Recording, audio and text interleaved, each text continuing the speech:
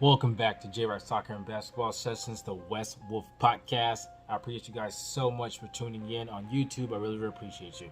Guys, remember, if you haven't yet and you keep coming back, please hit that subscribe button.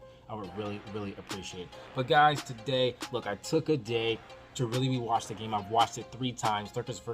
Lakers versus Warriors, Game 1. So let's get into that. We're going to talk about Russell Westbrook struggles. We're going to talk about the rotations. We're going to talk about starting line. We're going to talk about all of that right here on the West Wolf Podcast. Guys, I appreciate you guys so much. As always, I'm your host, J.D. Jackson. You can find me on Twitter, Russell Westbrook Gets the Chip, at Always and Forever Art, and on YouTube at J.R. Soccer and Basketball Sessions. Let's get it. All right, guys. So first off, look, we'll talk about Russell Westbrook. He struggled in his Lakers debut. Look, I know a lot of people are saying a lot about his attitude in the post-game interview. I'll start there. Guys, he's back home in L.A. It's his first time playing in a Laker uniform. It's a home game. His family's there. You know he wanted this night to be special, and he struggled. So he answered the questions. You know, he wasn't rude to anyone. He didn't cuss anyone out or anything like that. You could just tell he was just down, and he's hard on himself the most. I wasn't really surprised or taken by that. I just think that he wants to be better, and that's a good thing. You know he wanted this night to be special, so you know he's disappointed, and I see absolutely no problem with that as far as his post-game interview. I know there were short answers, but he answered the questions, he did his job, and he went home. Guys, these athletes are not in the best mood right after they lose a game or a game that's important to them, things like that. So I'm not too worried about that. But Russell Westbrook, let's talk about it. He did struggle. He was 4 of 13 from the field, 0 of 4 from 3. He had 5 rebounds, 4 assists, 4 turnovers. Look, he struggled, guys. Look, he did things on defense. He had some deflections. He was hounding Curry when he was around him. He did some good things on the basketball court, but he struggled. I'm not going to sit here and sugarcoat that. He took 4 threes. Some people have a problem with that. I think there was only 1 3. I've rewatched this game 3 times, trying to put it in perspective, and I don't think that I think he took 1 3 I didn't like. I'm not a fan of he doesn't need to shoot at all. Then you end up in a Ben Simmons situation. If you're wide open, I think you should take 2, maybe 3 a game, just if he's wide open, because I think he needs to take them. That's just me. But he wasn't well. But we're going to get into why I think he wasn't quite as efficient as he should be as a third option on the Los Angeles Lakers. And one of those reasons is guys, the first regular season game, they have 9 new players, rotation players, 3 returning. This team, it's brand new. It's brand new. So it's going to take time, especially with a ball dominant guard like Russell Westbrook. Guys, his usage percentage for his career is somewhere in the mid-30s. Guys, his usage percentage in the game versus the Golden State Warriors was 19%. 19%. He's got to figure it out. He's trying to sacrifice, trying to find his moments. It was game 1. It's going to take time. And I just think everyone needs to kind of relax. Did he play well? Did he shoot well? No, absolutely not. But I also could tell that he seemed unsure and timid at times because he's got to figure this out. I guess I'm a little bit confused about what everyone expected to see from Russell Westbrook in Game 1 for the Los Angeles Lakers with another ball-dominant player in LeBron James. This is going to take time. I don't know if everyone recalls, although he was injured at the beginning of the season, his season in Houston alongside another ball-dominant guard in James Harden, it took him until about mid-December to kind of find his rhythm. Now, part of it was that he got healthy, but part of it was they had him taking a bunch of corner threes at first because that's the way Houston played basketball. You know, they just launched a lot of threes. The reports were from the insiders in Houston was he went to Mike D'Antoni and said, hey, this isn't my game. This isn't what I do. I don't just sit out the three-point line. I got to play my game. And he started to go to the basket. He started to shoot his middies. They start setting him up in the at the free throw line, the free throw corner, things like that. He was attacking from there. He was cutting off the ball. That's what they did in Houston when he was successful. The next thing you know it, Russell Westbrook's in the MVP conversation. He's putting up 30, just outrageous numbers. And that was with Capella on the floor. He was playing well with Capella on the floor for like a month before they traded Capella. Now, did he reach another level when they traded Capella and went 5 out before he got injured in the bubble? Yes. I mean, I would say that's fair. I thought he was great throughout. I didn't think it really mattered, but if you want to say that, okay, that's fine. But I don't want to hear this, well, they had to trade Capella to unlock him. No, he was playing very well, very good for an entire month before they traded Clint Capella in Houston. And so it's going to take time, guys. Rome wasn't built in a day. You would think that some of you think that. The way that you're acting about this game, it wasn't built in a day. Westbrook fans will tell you, no, he didn't shoot great, but I'm not worried. Takes time. At least for all accounts, he's healthy this year, so you don't have to worry about that. He was injured at the start of the Rockets season. He was injured at the start of the Washington Wizards season. There's no injury he has to recover from that we know of, so it's just going to take time for him to mesh. He's got another ball-dominant player in LeBron James. It took him a while to figure it out with James Harden. That's just how I feel about that. Now, let's move on to, so I think that's part, it's just, he's got to get acclimated. He's got to find his spots. He's got to pick his spots. And the Lakers have to figure out how to use him as well. Like, I'm not going to sugarcoat that either. Having him sit in the corner, Houston tried that at first. It didn't work.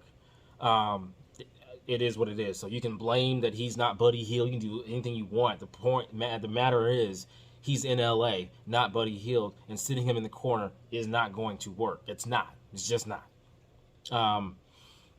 So I'm not going to go back to if we had Buddy Hield, I don't care. He's not here. That's how I feel about that. Now, they started a traditional center, which I get. They started DJ. You guys know I'm not a fan of DJ at all. I'm not saying the fan of the player. I'm not a fan of him in the starting lineup playing alongside Russell Westbrook. Because you're largely playing Russell Westbrook, who we know is not a three-point shooter. LeBron James, who is not known as a three-point shooter, although he was on fire versus the Warriors. My goodness. Anthony Davis was not really a three-point shooter. Bazemore, he was 2 of 8 last night. Now, part of the reason is rotations. You don't have your regular rotations. I get that. Ellington, Ariza, all those guys can shoot it, especially Ellington. He can definitely stroke it. The starting DeAndre Jordan with a bunch of non-shooters and Russell Westbrook. Look, DeAndre Jordan, I think he played 13 or 14 minutes at center. The problem is he played those 13, 14 minutes at center with Russell Westbrook on the floor. And so that's the thing, is that context is important. I keep saying, well, DeAndre technically only played 13, 14 minutes at center. Yes, with Russell Westbrook on the floor. And then Dwight Howard added another 13, I believe, with Russell Westbrook. Anthony Davis should play the majority of his minutes at the 5 when Russ is on the floor. Look, if you want to play a traditional center when Russell Westbrook isn't, that's fine. But I just feel like the majority of the minutes with Russell Westbrook on the floor should be played with Anthony Davis at the 5 and not a traditional center. Russell Westbrook can play with a traditional center, but you have a bunch of non-shooters around Russell Westbrook with a traditional center. And my goodness, I'm tired of seeing that for Russell Westbrook. I'm sick of it. We've had enough of that in Russell Westbrook's career. And then at one point, guys, they played Rondo with Russell Westbrook and DJ. Why? For what? Why would you ever do that? That's 2 really non-3-point shooting guards with a non-stretch big. And then I think Bazemore was out there too. I don't know. That's why I keep saying part of the problem is they don't have their regular rotation players. Ariza, THT, Monk, they just don't have those players. It just makes it hard. Ellington, those players are going to play minutes. So part of the reason why I'm like, I'm kind of giving the Lakers and Vogel a pass a little bit, because his rotation is all messed up with all these injuries to the younger players, mind you, not the older ones. LeBron and Russell Westbrook seem fine, and the rotation players are just, young rotation players are just falling, just nicks and knacks. They'll be fine, but I think that's part of the problem. DJ Russell Westbrook and Rondo should never be on the floor at the same time. That just sounds egregious. It's just a terrible idea, period. But that's where we're at. And because of rotations, now I think Vogel could kind of iron that out a little bit more than what he did. But he doesn't have what he thought he was going to work with. The defense, I believe, well, by the way, I don't want to not say this. LeBron James was absolutely amazing. Guys, I don't give a dang what anyone says. For the last 2 years, everyone has been trying to say, look at me. Everyone has been trying to say, this player's the best player, this player's the best player, this player's the best player. Because I get it. They're on winning teams, and they're playing well on winning teams with great rotation players. Like, I get all that. Those players are great, and they are on good teams as well that are meshing, things like that. Like, Giannis, I mean, that team is a well-oiled machine. DeMarco's a well-oiled machine. They got some great talent. They got a great bench. They got a great player in Giannis. He is a top 3-4 player in the NBA. I get all that. But guys, as far as playing the ball, the game of basketball and having the IQ of just a basketball genius, LeBron James is still the best player in the world in year 19. I've been saying that for 2 years. So I don't want to hear anyone say, you're saying after one game for 2 years. Not injured, a healthy LeBron James, I've been saying it, is still the best player in the world. He's still the best player in the world. That's just my opinion. I get it. Some people put him 2-3 behind Giannis and KD. But for me, taking into account all aspects of the game, including the mental part of it, LeBron James is still the best player in the NBA. He's the best player in the world still. Now we'll move on to the defense. Look, some people thought the defense was good. I am not that person. I thought that the Warriors missed quite a few wide open threes. That's my opinion. I thought the Lakers were lucky in the first 3 quarters because the Lakers were up for 3 quarters, and there were plenty of wide open threes that the Warriors just missed. Now they went on their run in the 4th, and they started hitting, and the Lakers couldn't stop the bleeding. So I didn't think the defense was great.